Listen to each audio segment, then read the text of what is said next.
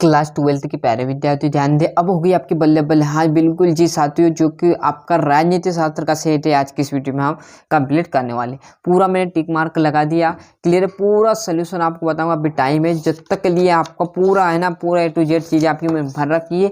पूरा आराम से हम देखेंगे। जिस प्रकार अदर सब्जेक्ट ने आपकी मदद की, उसी प्रकार पूरे टिक मार्क इसमें कर दिए। सोवियत संघ के अंतिम राष्ट्रपति कौन थे? तो बोरिस यतनशील रहे।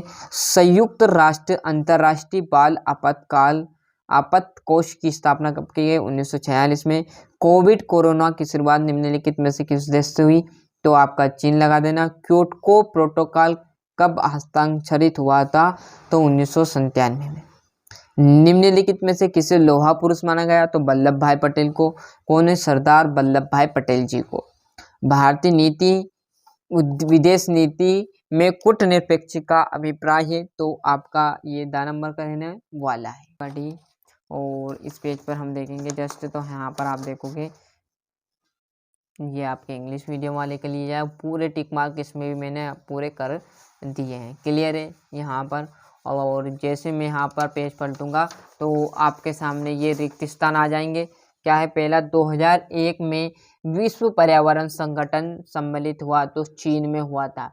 विश्व बैंक का मुख्यालय मतलब वाशिंगटन। वैश्वीकरण से आर्थिक क्षेत्र में क्या होता है?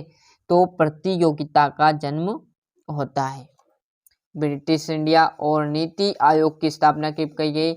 1 जनवरी 2015 को की गई थी। चौधरी चरण सिंह आ जाएगा आपके रिक्त स्थान में, है ना। और यहाँ से मैं बात करें तो इंग्लिश मीडियम वाले, उनके भी टिक मार्क कर दिए भैया, है ना। अच्छे से देख लेना है सभी को, क्लियर है। और जैसे हमें इस पेज पर आएंगे तो आपका बढ़िया से यहाँ पर देखेंगे सही जोड़ी, है ना। सोवियत संघ के गणराज्य की संख्या है, तो आप दूसरा देखोगे, सॉरी पहला 1979।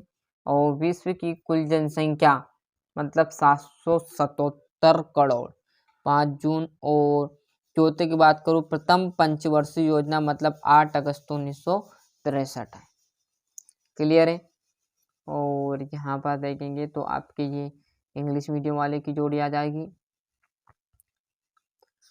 और इस पेज पर जैसे हम पेज पलटेंगे तो आपका आ जाएगा एक वाक्य। क्या है? यूरोपीय यूनियन के प्रधान अंग कौन कौन से?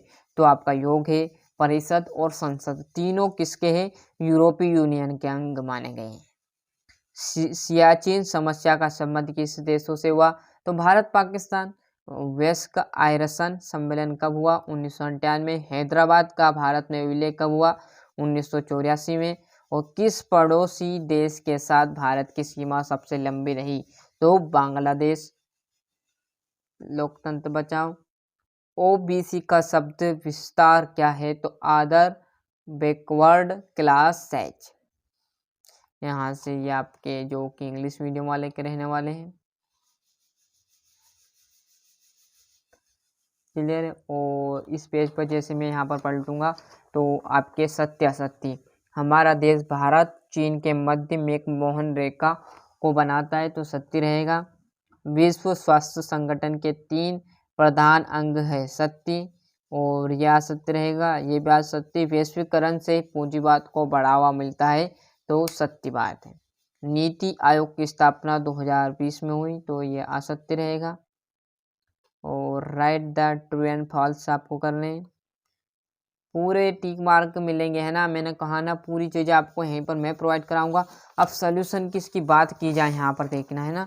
सोल्यूशन छठे क्वेश्चन से सोवियत संघ के पतन का प्रमुख कारण बताइएगा, है ना। इसका सोल्यूशन आप जहाँ से आपने पढ़ाई की ना, प्रिंटेड नोट्स आपने बनाए होंगे वहाँ से करना, है ना। मैं आपको बताऊँगा तो आप गड़बड़ कर दोगे, कैसे? क्लियर साथी, मैं भी बताऊंगा, आपने जहाँ से किया वहां से भी करोगे तो दोनों का आप गड़बड़ कर लोगे और जो याद है वो भी भूल जाओगे। जिससे बेटर ये है कि जहाँ से आपने पढ़ा वो आपको जल्दी याद हो जाएगा, तो वहां से इसका सोल्यूशन आप जल्दी कवर कर लोगे। भारतीय सुरक्षा नीति के 2 घटक लिखने हैं आपको। पर्यावरण प्रदूषण से आप क्या समझते हो? वैश्वीकरण की विशेषता आपको लिखना है ना, क्लियर है। और इस पेज पर जैसे हम यहाँ पर जाएंगे तो ये आपका आर्थिक नियोजन से क्या अभिप्राय है? विदेशी नीति से आप क्या समझते हो, है ना। थोड़ी सी क्वालिटी लो हो तो आप क्वालिटी बढ़ा लीजिएगा, है ना। धुंधला धुंधला आपको दिख रहा हो तो प्लीज़ क्वालिटी जरूर बढ़ा लीजिए। आरक्षण के पक्ष पर एवं विपक्ष पर तो आपको तर्क देना भैया, किस तरह से तर्क देना। और इस पेज पर जैसे हम आएंगे तो आपके सामने गैर कांग्रेसवाद से आप क्या समझते हो। सभ्य संघ विशिष्ट की प्रक्रिया पर आपको टिप्पणी लिखनी है। यूरोपीय संघ के संगठन के कोई 3 प्रमुख कारण लिख दो भैया। देशी रियासतों के विलीनीकरण से की क्या आवश्यकता थी यहाँ पर। और जैसे हम इस पेज पर जाएंगे तो ये आपका यहाँ पर 19वां क्लियर, ये 20वां ताशकंद समझौते के प्रमुख आपको प्रावधान क्या क्या थे स्पष्ट करना है। और संयुक्त राष्ट्र संघ के प्रमुख अंगों का उल्लेख कीजिएगा। क्लियर है। और जैसे हम यहाँ पर पेज पलटेंगे तो ये आपके सामने यहाँ पर भारत द्वारा कूटनिरपेक्षता की नीति अपनाए जाने के प्रमुख आपको कारण लिखना है।